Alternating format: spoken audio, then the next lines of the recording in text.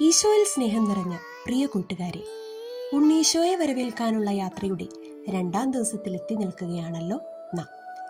എന്താ നാം ഇന്ന് ഉണ്ണീശോയ്ക്ക് ഉണ്ടാക്കി കൊടുക്കുക? ഒരു പുൽക്കൂടായാലോ?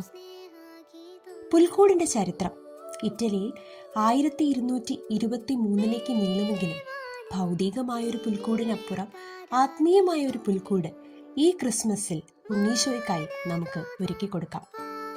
നാം ചെയ്തു പോയ കൊച്ചു കൊച്ചു തെറ്റുകളെ ഈശോയ്ക്ക് മുൻപിൽ ഏറ്റുപറഞ്ഞ് വിശുദ്ധിയോടെ, പ്രാർത്ഥനയോടെ ആത്മീയമായൊരു പുൽക്കൂട്, നല്ലൊരു മനസ്സ് നമുക്ക് ഉണ്ണീശോയെ വരവേൽക്കാനായി ഒരുക്കിയെടുക്കാം.